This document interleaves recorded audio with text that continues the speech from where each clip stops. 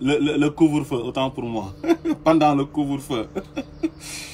les forces de l'ordre ou les forces du désordre bastonnent les filles et fils des Sénégalais pauvres. Pendant ce temps, les fils et filles des milliardaires sénégalais osent organiser des soirées privées. Waaw ba mu causé nag ndeysaan benn mort muy Iba Thiam ñu koy ñaanal yàlla yàlla na ko yàlla yërëm.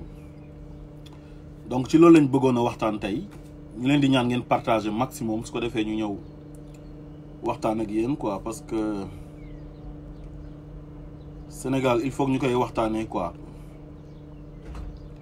Ñun dañoo bokk ci Sénégal am fa wàll am fa cër bokk ci ñu ko war a defar ëllëg kon duñ tëj suñ gémmiñ mukk dañuy wax di dénoncer waaw tout le mal dañ koy dénoncer duñ noppi mukk. moo tax sama mbokk yi nga xam ne ñoom ñooy def live damay bëgg toujours ñuy wax ci demee nii supériorité bi nga xam ne moom moo am Sénégal ak inégalité bi fa am loolu c'est très important ñu ciy waxtaan. moo tax ñu leen di wax rek ngeen partager su ko defee ñu ñëw léegi après waxtaan ak yéen ci actualité bi muy la mort de la jeune fille Iba Thiam.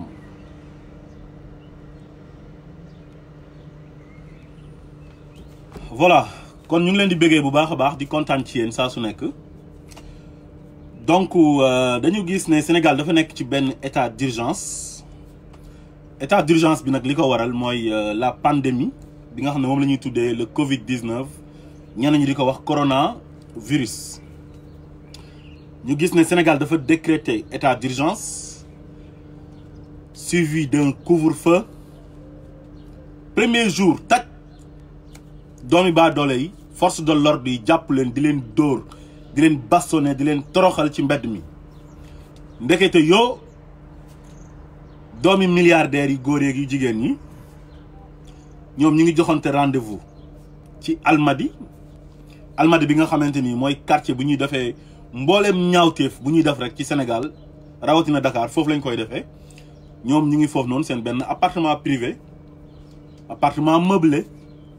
di organiser seen soirée privée te soirée privée bi yëpp tox naan sàngara ak drogué wu loolu lañ fa nekkee. kon Sénégal mooy dëkk boo xamante ni gënalante dafa yàgg am. Sénégal mooy dëkk bi nga xamante ni xaalis moom mooy dicté ay loyam yow soo amul xaalis wala sa baay amul xaalis wala sa ndey amul xaalis yow doo dara tekki woo dara dañ lay marginaliser amoo droit def dara yow la ñuy jàpp di la duma di la toroxal yow la ñuy jàpp tëj la ci kaso gi tooñ la tëj la pendant des années nag duñ la àtte doo am sax loo jëlee avocat maanaam yemalewuñ nit ñi. te ma jàpp ne yàlla dafa bind nit ñi ba pare fonk leen trop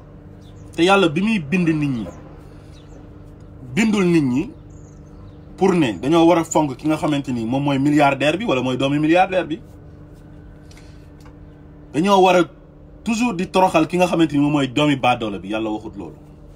yàlla doomi aadama la wax wala xadd karam naa bani aadam wa xamalnaahum fil barri wal bahri wa razaqnaahum min at-tayyibaat ba aaya bi jeex. te loolu Sénégal ñun dañoo am problème boobu noonu mooy problème mu yemale ay nit parce que am na ay autorisation yoo xamante ni dañ koy joxe mooy autorisation de circuler foog naa noonu lañ ko tuddee pendant le couvre-feu. te autorisation boobu dafa am ñoo xam ne ñoom ñoo ko mérité mooy ñi nga xam ne ñoom ñooy liggéey guddi ci liggéey bi nga xamante ni maanaam nécessité la mënul ñàkk muy médecin wala keneen koo xamante ni mënul ñàkk liggéeyu guddi daal. donc kooku moom la ñu war a defal autorisation de circuler pour mu mën a dem liggéey ji te dem liggéey ji lañ ko wax mais pas mu dem di taxawaalu ci mbedd mi dem bay organiser des soirées privées soirée boo xamante ni naan sàngara tox ak drogué wu ba Iba Thiam génn ci àdduna la pauvre Iba Thiam ñu ngi koy jàlle mbokkam yëpp. Sénégal moo bindoo noonu moo tax toujours rek yàlla day wane boppam ci yu mel nii parce que lii c'est injuste injustice mënul weesu lii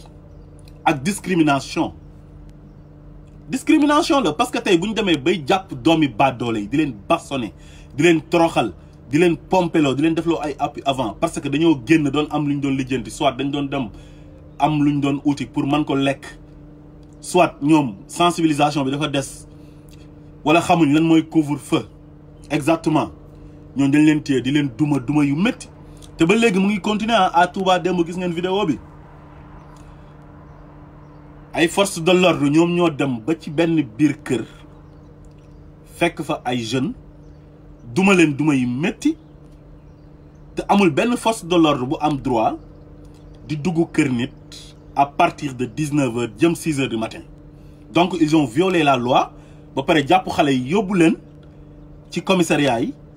di leen duma di leen torture yu métti ba damm seen loxo yi gis ngeen ne vidéo bi mu ngi jàll fan yi yëpp te ñooñu ne nañ dinañ porter plainte dama leen di encourager nag ñu gën a farlu ci seen plainte bi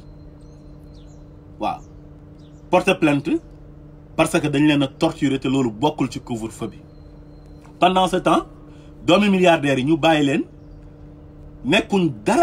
nekkuñ ci dara lu dul di caaxaan di dem di organiser ay soirées privées yoo xamante ni nekkewuñ fa dara lu dul sexe cigarette yamba sàngara drogue parce que ñoom ay doomi milliardaires lañ loolu nag dafa war a jeex Sénégal te ñun dañoo bokk ci nit ñi nga xamante ni dañoo fas yéene taxaw di xeex injustice bi am Sénégal ak supériorité bi nga xamante ni ñu ngi koy incarner nit ñi foofu noonu di leen ko imposer parce que ñooñu ay doomi milliardaires lañ soit da ngay nekk doomi politicien wala nga nekk benn doomi ministre bu mag a mag ci gouvernement bi xam nga tu te crois tout permis wala nga nekk benn doomi milliardaire yow lu la neex da nga koy def ba kenn du la wax dara am na nag ay arrestation am na ñoo xam ne jàpp nañ leen mooy doomi kii Ahmed Amar le défunt Ahmed Amar doomam muy Dame Amar jàpp nañ ko ci d'ailleurs sax moom mooy jëkkëru Marie Ndour si je ne me trompe pas bu doomi Youssou Ndour bi foog naa Marie la tudd si je ne me trompe pas mais nag ñun lenn rek la ñuy wax procureur que la justice soit faite Sénégal waratul toll foo xamante ni doomi milliardaire day def lu ko neex dara du ko ci fekk doomi baadoole bi dañ koy fekk mu sàcc ginaar wala mu sàcc nen wala mu yoreel nit boru 50 000 wala 100 000 francs ñu jàpp ko làq ko jant bi parce que loxoom jotul ginnaawam doomi baadoole la loolu danañ ko xeex dinañ ko xeex nag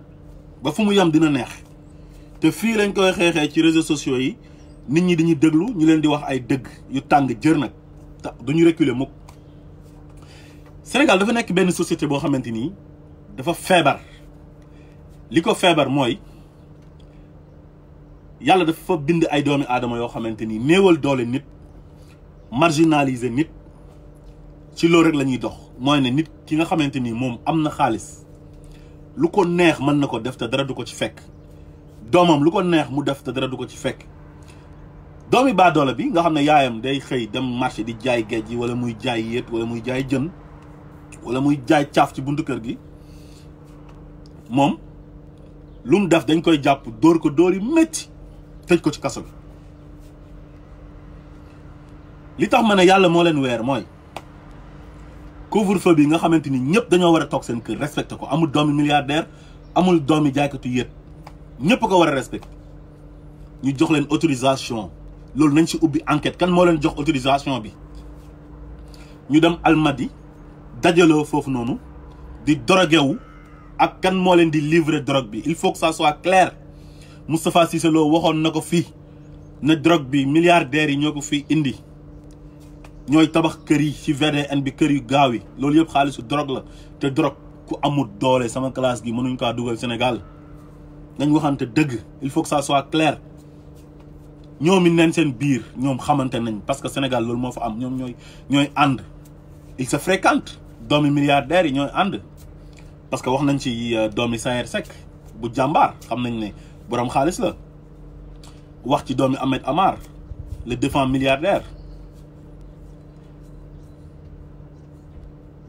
ak doomi kanati sax am na ñeneen ñu tuddaat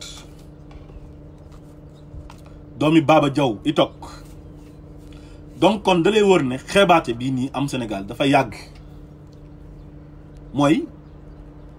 li ñuy tuddee dërëm ak dërëm ñooy ànd benn expression wolof la boo xam ne man sax dama cee àndut loolu Sénégal ñu bëri noonu la ñuy dundee maanaam yow sa baay bu amee xaalis yow doo ànd ak doomi baadoola bi quoi parce que kii papaam amul xaalis ci baraag la dëkk wala ci sakket la dëkk donc yow su fekkee sa baay wala sa yaay c'est un milliardaire yow doo fréquenter sax ki nga xamante ni moom pauvre la da nga koy xeeb te loolu lu war a jeex la Sénégal te jii réewu tubaab bi da nga fay gis benn milliardaire laa la wax nii di dawal oto bu cher Lamborghini wala Porsche gis doomi baadoola boo xamante ni papaam chimique lay fayeeku bu ñëw na ko dama laa nopp mu ne ko nobbuma la je t'aime pas mais ñun dañoo nekk ci dëkk boo xamante ni société boo xamante ni matérialisme moo ñuy dundal xaalis mooy tax ñu respecté la xaalis mooy tax ñu jox la cër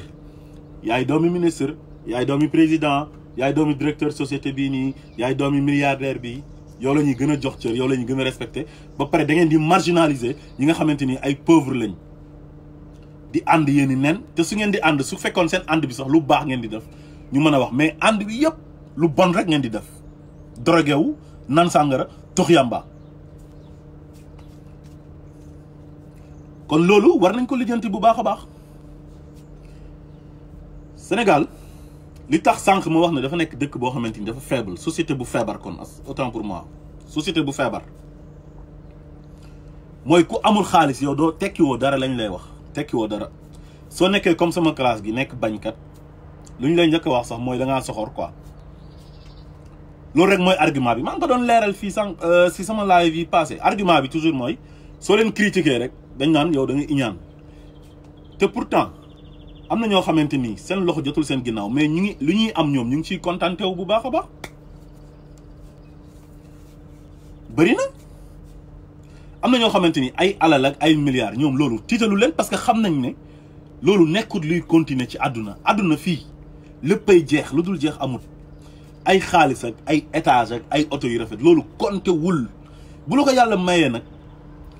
ñu xam ne yàlla moo la ko may wala nga ñafe liggéey nga am ko mu lew la loolu dañ la ko yéene ba pare nag nga respecté ñi nga xam ne amuñ xam ne wërsëg yi ñoo tolloowul mais pas ngay xeeb ñi nga xamante ni seen loxo jotul seen ginnaaw te Sénégal gis nañu ne loolu daf faa yaatu trop da ngay gis koo xamante ni dafay juddu ñàkk wala mu juddoo ci benn famille bu pauvre di ñafe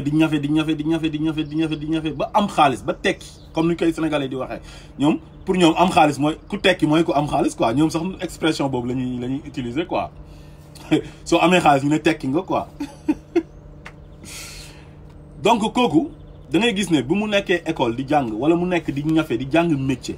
avant muy réussir dafay dem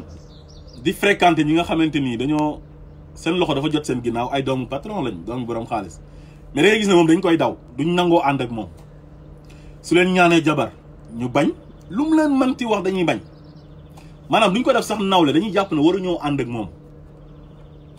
mais il suffit que mu ñafeel boppam moom ba tekki rek da ngay gis ñi ko bañoon ñëpp ak ñi ko doon daw ñëpp dañuy dawaat ñëw pour approcher wu bëgg am ak moom relation moo tax ku fi am xaalis te xamoo sa bopp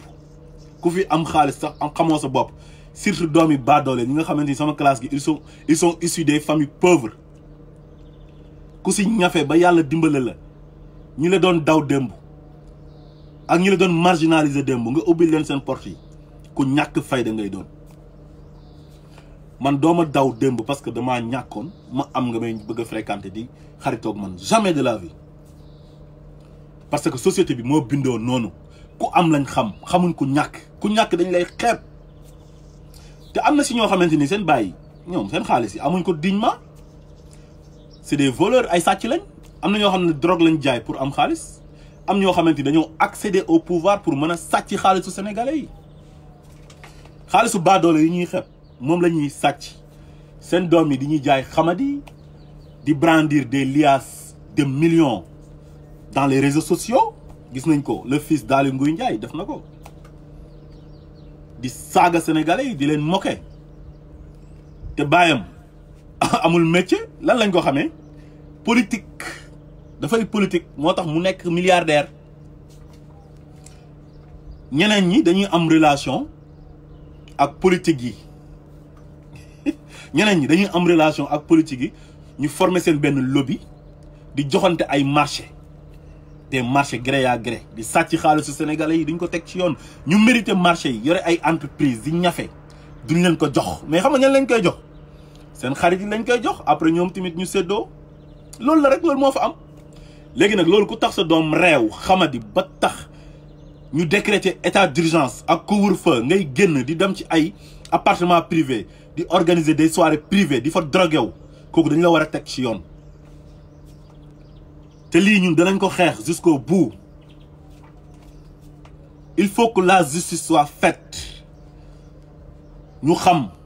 lan moo tax xale bi dee ak lan moo tax ñoom ñu am autorisation oser di génn pendant le couvre-feu te génnuñ ci loo xamante ni lu am njëriñ la mais dañoo génn parce que c'est des fils et des filles milliardaires il faut que ça cesse Sénégal fii kenn gënu fi kenn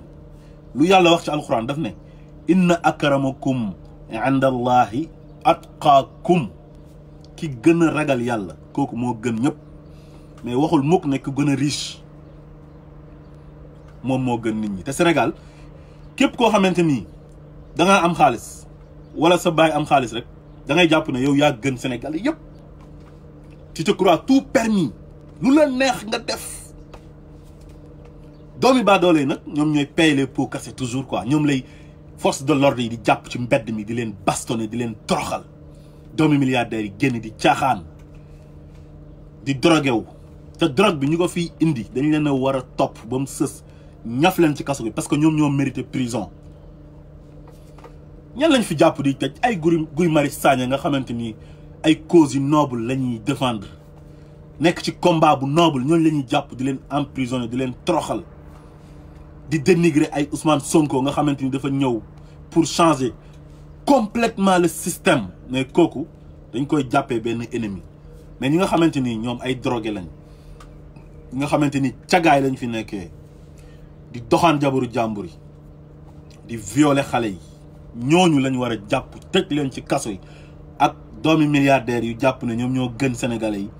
ba ñu décréter état d'urgence ak couvre-feu ñu nekk fii di génn di dem ci ay appartement privé di drogué wu ba xale bi jël overdose ba dee ci il faut que mu leer amul doomi Youssou Ndour rek ay doomi wala goro Youssou Ndour rek ay doomi Ahmed Amar rek Sayer Seck ak ñooñu ak doomi jaaykatu géej bi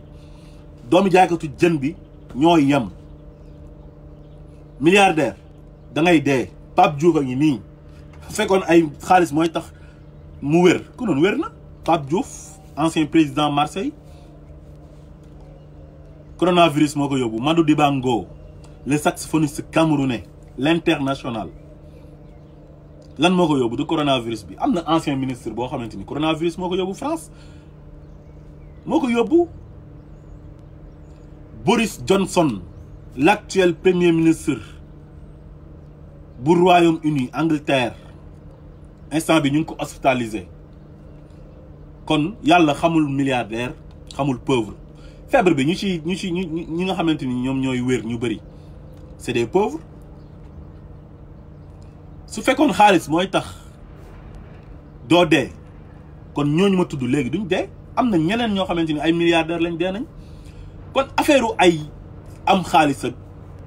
ñàkk xaalis yooyu compté wul loolu Sénégal lay compté quoi ñoom ñoo nekk di dund ay affaire u xaalis kii doomi c'est un fils d'un milliardaire damaa war a am complexe am dama ko war a topp gis nga ñooñu su fekkee yow doomi baadoole nga boo bëggee am accès ci ñoom rek mooy da ngay nangoo nekk proxénète wala nga nangoo nekk dunguru proxénète mooy ki nga xamante ni day dem di leen utal ay gel yi ñuy tëddee ay caga quoi ngeen baal ma ci expression ñooñu rek la ñuy nangoo àndal di leen dunguru mais suñ classe yi nga xamante ni dañoo diñ nekk ay bañkat faalewuñ ay milliards faalewuñ ay oto yu rafet faalewuñ ay kër yu rafet xam ne dañuy dee bàyyi ko fi ñooñu dañoo soxlawul di ànd ak ay doomi milliardaires yoo xamante ni c'est des drogués ñun soxlawuñu leen on n'a pas besoin de les fréquenter. xeebaate yàgg na am Sénégal ak gënalante parce que lii nii discrimination la li tax mu nekk discrimination mooy lan moo tax ñu leen di jox autorisation ñoom ñuy génn yore seen oto lan moo waral loolu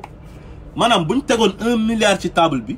état d'urgence bi ñëpp a ko war a respecté doomi baadoola beeg doomi borom xaalis bi ñëpp ci war a yem.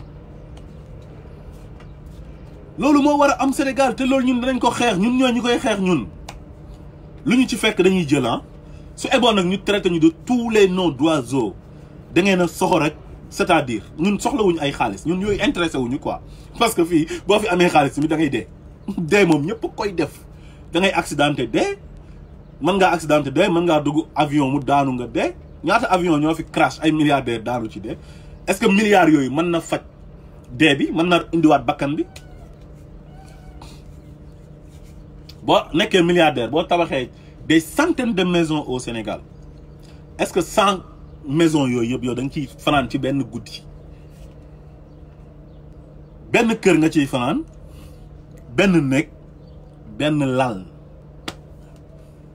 salon bi lu mu rafet rafet lu mu rëy rëy benn place rek nga mën a toog wala nga tëdd ci benn fauteuil di seetaan si télé te doo dee mukk ba ñu jël xaalis boobu dugal ko si pax bi wala jël or yi wala jël kër yi suulaale la ko wala ñu suul la ci kër gi boo dee sax xam nga lañ njëkk a wax génne leen néew bi ci kër gi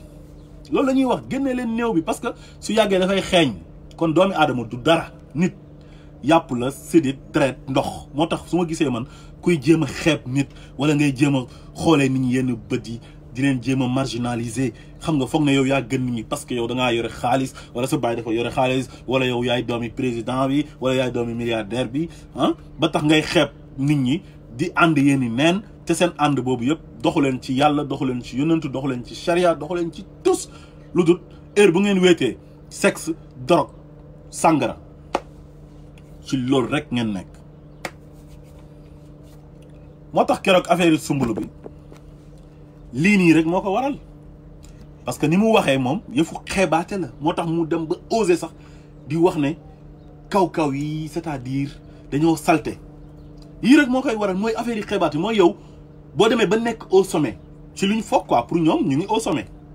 dañuy jàpp ne ñoo gën ñëpp que ça soit nga nekk benn woykat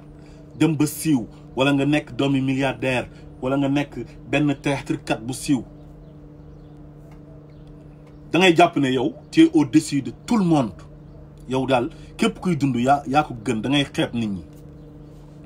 te loolu bëri na ci Sénégal loolu ci sénégalais ci directu sénégalais la nekk xeebaate ak marginalisation ak affaire supériorité dafa nekk ci ñun képp koo xamante ni doomi milliardaire nga da ngay jàpp ne waroo ànd ak Hadj Abdallah parce que baayam du milliardaire parce que yaayam du milliardaire c'est un pauvre loolu ngay def sa bopp bi alors que yàlla xamut loolu yàlla xamut loolu dañoo nekk ci dëkk boo xamante ni dañoo war a fight xeex ñafe pour wane ne carrément doomi aadama moo fort doomi aadama du caaxaan quoi fii mosoo fee gis ku am ñeenti bët boo amee ñeenti bët sax dañu lay daw même boo nekkee milliardaire mosoo gis ku am ñaari bakkan mosoo gis ku am ñaari gémmiñ mosoo gis ku am ñeenti tànk wala juróomi loxo amut boo amoon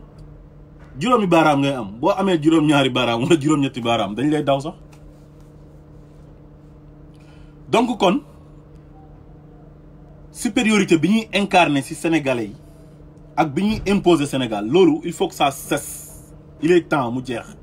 mënuñu fay décréter état d'urgence ay doomi milliardaire génn ñu jox leen permis wala jox leen autorisation ñu def di n'importe quoi dem organiser seen soirée privée boo xamante ni dañ fa doon naan sàngara di fa drogué wu ba kenn dee ci nañ ubbi enquête bi jaarale ko ci yoon ñu ci war a teg ci yoon ñu teg leen ci yoon fii kenn gënu fi kenn waaw doomi baadoole yi ñu ngi leen jàpp ci mbedd mi di leen toroxal di leen dóor ñëpp a yem fii kenn gënu fi kenn parce que affaire bi mu amee tey bañ na arrêté nañ doomi Ahmed Amar bi mooy Dame Amar le mari de la fille de Youssou Ndour la ñu bëri ñu ngi wax naan maa ngi doon wax ak sama benn xarit ne ko dinaa ci def benn direct quoi mu ne ma non jarul ngay sonal sa bopp affaire bi du mujj fenn ma ne ko lan moo tax chaque jour ngeen di wax loolu du mujj fenn mel ni léegi Sénégal kon xaalis rek yow moom nga war a am ba yow lu la neex nga def après dara du la ci fekk doomi baadoole bi moom bu defee dara après moom moo mérité pour dem prison pour lan moo tax loolu warul am loolu dafa war a jeex fii kenn gënu fi kenn fii ñëpp a tolloo ñëpp a yem waaw donc daal ñu ngi ñaan monsieur le procureur de la République enquête bi na jaar yoon parce que yii bu amee toujours sénégalais yi li ñuy jàpp rek mooy justice amut Sénégal mooy ne donc yemalewuñ nit ñi quoi toujours lu fay am mooy ki nga xam ne bàyyam am na xaalis lu ko neex def ki nga xam ne doomi pauvre la moom day daw dañ koy tooñ sax wala ñu taxal ko sax tëj ko làq ko jant bi te bu leen fàtte waxu Moustapha Cissé Lo bi bu leen ko fàtte Moustapha Cissé Lo génn na fi ne milliardaires yi doomi milliardaires yi ak milliardaires yeeg politiciens yi ñoo fi indi drogue bi te ñoo fi tabax yi gaaw yi te loolu yëpp blanchiment la te lii daf koy wane parce que foogoon nañ ne ñi ñuy wax ay doomi milliardaires ñoom bu ñu génnee di fréquenté wu parce que ils se fréquentent entre eux war nañ fa mën a nekkee leneen lu du drogué wu pour lan ban njëriñ la am parce que doomi milliardaire nga tu te crois tout permis foog nga ne yow lu la neex mën nga ko def foog nga ne yow yaa gën nit ñi ba nit ñi toog seen kër yi ne kenn du génn nga ne yow da ngay génn dem di caaxaani moo tax yàlla daf leen a weer lu leen yàlla weeree mooy lu bon lañ doon def mu am koo xamante ni génn na ci àdduna muy Iba Thiam ñu koy jàlle ay mbokkam waaye daal lu ñuy xaar rek mooy que la justice soit faite te ñu jéem a génnee ci seen bopp yi toujours ne Sénégal dafa am ñoo xamante ni ñoom ñoo supérieur yeneen sénégalais yi maanaam ñoom ñoo gën sénégalais lambda bi ba tax na ku nekk rek yaa ngi jéem a def ay affaire pour di jéem a xeeb nit di jéem a marginaliser nit wax naa leen ko sànq bu Soumboulou demee ba toog ci télé di oser di traiter ay nit kaw ak dañoo salteeg dañuy laal seen bakkan yeeg yooyu loolu moo koy waral parce que dafa am fu mu toll moom tey mooy ne dafay def théâtre gars yi ñu ngi koy bëggee donc Soumboulou bëgg nañ la mu am possibilité di tukki di voyager di dem fu ko neex di am possibilité ay góor yu am xaalis di ñëw di ko doxaan parce que day génn télé di ko jox xaalis mu nekk ci benn situation boo xam ne moom nekku ci woon te masul rêvé ci àddunaam ne moom dina mas a mel noonu te bëri na ci ay morom mu ngi ci footballeur yi mu ngi ci mbër yi ñi nga xamante ni nekkuñu woon dara démb tey ñu xëy nekk dara fuuy di xeeb nit ñi di marginaliser nit ñi te loolu ci directu sénégalais la nekk wax naa leen ko sànq foo dem di nga ko fa fekk boo demee Europe di nga ko fa fekk dangay gis benn sénégalais boo xamante ni day dem Europe te xam nañ lu nekk Europe xam nañ lu nekk États-Unis li fa nekk yëpp xam nañ ko quoi am na liggéey yoo xam da nga koy def te ñeme woo ko woon a def di nga nekkee Sénégal da ngay am complexe pour def ko soo demee Sénégal di leen jaay affaire di leen wax ne nii laa toll naa laa toll nii laa mel di leen gëmloo ne dëkk ba foofu mooy le sommet foofu sax presque àjjana la te alors que c'est faux amut bu seen mbokk yi ñëwee fii ñu leen di daw di leen toroxal xam nga donc le problème est profond quoi loolu ci directu Sénégal la nekk mooy xeebaate xam nga di marginaliser nit toujours di ko wan ne ko carrément yow amoo xam nga ku am yow lay musiciens yi di wéy di tagg sa maam yi di la créer ay wax yoo xam ne amut di fen rek sa maam moo fi def lii moo demoon fële moo fi toj fii ngay glorifié wu di ngandlu fekk ñoom xaalis bi nga yore moom lañ soxla hypocrisie moo fa am ak médiocrité loolu lañ bëgg te boo waxee toujours rek dañ naan non waa ji bu leen ko déglu quoi il est méchant quoi il est aigri quoi ce gars là te gis nga dëgg mooy lépp gis nga dëgg buñ bëggee mu jëm kanam dañuy nangoo waxante dëgg tabax ko ci dëgg nangoo dégg dëgg loolu mooy jëmale kanam dëgg tubaab bi gëmuñ yàlla gëmuñ dara mais kenn gënu fi kenn da ngay daje benn milliardaire boo xam ne short lay sol wax naa ko sànq ne mën na dem nopp benn doomi pauvre mu ne ko nobuma la mais Sénégal dañuy gënalante nit ñi soo amul xaalis am na kër yoo xam ne ñeme woo fa dugg tey naan da ngay takk jabar comme man sama classe gi am na kër yoo xam ne waaye yow boo fa demee yenn këru sëriñ yeeg këru politiciens yeeg yenn këru milliardaires yeeg ñu ci bëri ñeme woo fa dem da ngay bokk ak nit sax moom mu am yow amoo mu xeeb la parce que yow amoo nga ñëw ñaan ko doomam mu ne la non duma la ko may parce que tu es un pauvre am na Sénégal gis nañ ko fa te pourtant li gënoon mooy milliardaires yi dam jaxasoog ñi nga xam ne dañoo pauvre bu ko defee pauvreté bi sax dina wàññeeku mais su fekkee milliardaires yi ñoom ñooy ànd seen biir seen doom yi di ànd mais affaire bi dafay féetee boor ñàkk gi day gën a continuer rek bu fekkoon benn doomi Ahmed Amar muy Dame Amar day dem takk benn doomi koo xamante ni yaayam dafay jaay cere ci buntu kër gi xam nga kon boobaa yaayam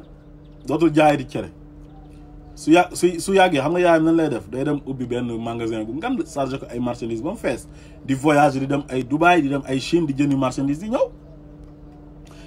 mais doomi Youssou Ndour lay dem takk parce que papam mooy Youssou Ndour voilà loolu moo am Sénégal doomi Baba Diaw bu ñuy wax ni ne moom ma nga fa woon ci soirée privée bi moom it buy takk du dem mukk ci banlieue bi fekk fa benn këru baraak wala mu dem Grand Yoff wala mu dem dans les régions fekk une fille d'une pauvre ñëw takk ko parce que man nga nekk doomi ku pauvre ba pare am benn beauté naturelle bu rafet bu nekk ci yow mais boo ko takkee yóbbu ko sa kër defar ko mais kan moo koy gën fii kenn gënul kenn defe naa ne bu ñu doon def loolu nag loolu mooy tax nag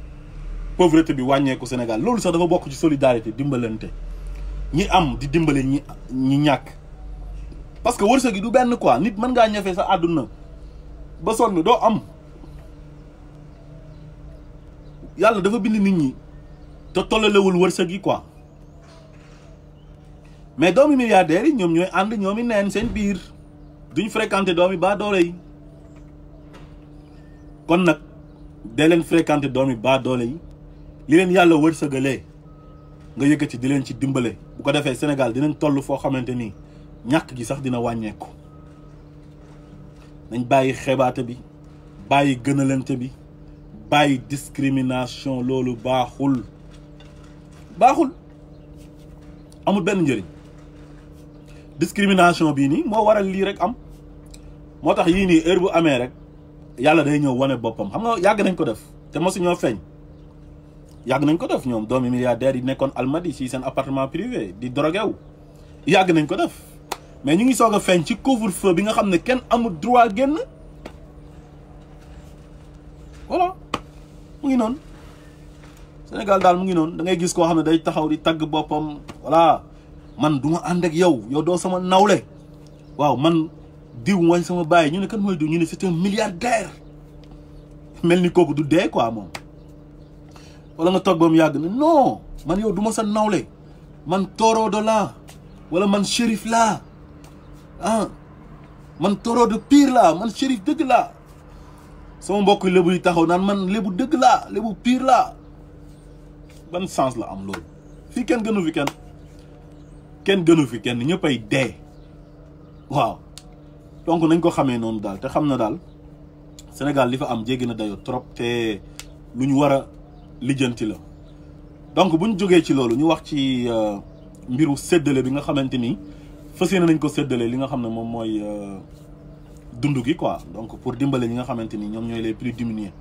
ñi gën a ñàkk encore une fois damay insister ci état bi suñu bëggee affaire bi jaar ci yoon buñ ko jox politiciens yi parce que maires yi nekk ci région yi yëpp ak commune d'arrondissement yi ñu ci bëri c'est des politiciens lépp luñ defal nit ci xaalisu réew mi ñu ngi séentu ëllëg ñu votel leen pour ñu mën a toggaat ci seen siège bi gën faa yàgg léegi nag buñ bëggee nag mu gën a jaar yoon transparence am ci nañ ko jox armée bi ñu séddale ko parce que armée ñëpp xam nañ ne li fa am mooy nii droiture militaire dafay strict xamul affaire yi caaxaan waaye bés buñ ko yóbbee ci chef de quartier yi wala ñu yóbbu ko ci yenn maire yi di nga gis benn maire boo xam ne lu muy njëkk a def day dem chargé magasin ba mu fees pour boppam dam jox ay militants yam jox ay mbokkam ñu ci des mu jox leen ay 2 kilo ceeb ak 3 kilo ceeb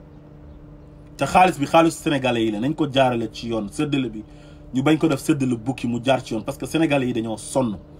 ñi pauvre ñoo ëpp ñi nga xamante ni seen loxo jot na seen ginnaaw te ñi nga xamante ni tamit ay bonne volonté lañ nekk ci quartier pauvre yi je ne cesserai jamais de le répéter nañu dem ci koñ yi ñu passer à l'action quoi. Kon boo dem am na ay pauvres, il y a beaucoup de pauvres au Sénégal. Même dans les quartiers résidentiels gis ngeen Barthélémy Diaz ci quartier résidentiel la dëkk Sacré-Cœur commune bi Sacré-Cœur la Mermoz ak Baobab te gis ngeen moom boolewu ko ak ay wax dafa débloqué xaalis bu bëri 100 millions jënd ceeb bu bëri teg nit ñi di gis diwlin nan meew lépp di ko séddale mu jaar yoon trop te dafay taxaw assister gars yi kon kooku wane ne exemple bi wane le bon exemple. kon li ci des mooy appel bu ñuy lancer le président de la République Macky Sall et son gouvernement ñi nga xam ne ñoom ñoo chargé pour distribuer affaire yu dundu beeg yooyu noonu aide alimentaire bi nañ ko jox daal armée bi ñu séddale ko mu jaar ci yoon. parce que boo ko joxee politiciens yi billahi wallahi taala di ngeen gis ci internet bi benn ku génn kenn ku génn ne xaaju saako ceeb lañ ma jox wala 3 kilos saako ceeb lañ ma jox 3 kilos ceeb lañ ma jox duñ ko jaarale ci yoon. lu ñuy njëkk a def mooy charger seen magasin yi ba mu fees jox seen mbokk yi jox seen ay militants yi fàtte baadoole yi te loolu waru fee am dañoo nekk ci benn moment boo xam ne dafa laaj ñu dimbalante yërëmante jàppalante parce que sénégalais yi ñu ci am xaalis bëriwul boo jëlee 80% des sénégalais sont des pauvres ñu ci bëri ñu ngi ci secteur informel bi maanaam day nekk nit ñoo xam ne duñu liggéey ci benn entreprise kenn du leen déclarer amuñ salaire xamuñ lan mooy salaire. dañuy xëy rek dem lijjanti ji ko ils vivent au jour le jour bu ñu xëyee dañuy dem uti dépense ñoo joxe ko après xëyaat dem uti waat dépense ñooñu sonn nañ te ñooñu ñoo gën a bëri Sénégal ñooñu nag pour nga confiner leen dans les maisons wax leen ne leen bu leen génn parce que dañuy bañ propagation wu virus bi il faut que nga jox leen lu tax ñu mën a toog ci biir kër gi bañ a génn c'est très important ñu bàyyi ci xel bu baax a baax. te séddale boobu dafa war a jaar yoon kenn ku nekk war nañ ko mën a doter 3 sacs de riz teg ci suukar boo xamante ni dina ko mën a dundal 1 mois wala 1 mois et demi teg ci meew lépp loo xamante ni daf koy soxla pour dund. Sénégal ñëpp xam nañ ne ceeb la ñuy gën a lekk bu ñu xëyee mburu la ñuy ndekkee ak café ak meew ñu ci ëpp bokk donc daal loolu laa amoon lu may wax. may gërëm ñi nga xam ne ñoo ñu doon bàyyi xel encore une fois ma dellu soit ci li nga xam ne moom moo amoon Almadies que la justice soit faite quoi nañu jaarale affaire bi ci yoon képp koo xamante ni dañ la war a teg ci yoon ñu teg la ci yoon ñu def enquête ubbi ko ñi nga xam ne ñoom ñoo délivrer attestation bi maanaam autorisation pour circuler xam nga ñu enquête ba jàpp leen teg leen ci yoon affaire bi leer ñu xam ne Sénégal dañoo war a dépasser fu ñuy tollee foo xam ne dañ naan yow sa papa milliardaire nga ba tey da ngay toog bu ñu décréter état d'urgence wala ñu ne couvre-feu am na xam nga génn dem sa appartement privé di def lu la neex te nekkee yoo fa leneen lu dul di drogué woo naan sàngara voilà kon ñu ngi leen di jox rendez-vous beneen yoon di gërëm ñi nga xam ne ñoo ñu doon seetaan yëpp ci live bi di leen béggee bu baax a baax donc nii rek lañ koy jàppee ah waaw toog rek di wax dëgg quoi dëgg rek moo ñu ñor ah voilà donc tout ça c'est pour la bonne marche de notre cher pays qui est le Sénégal kon ñu ngi leen di jox rendez-vous beneen yoon incha allah yaa ngeen jëf.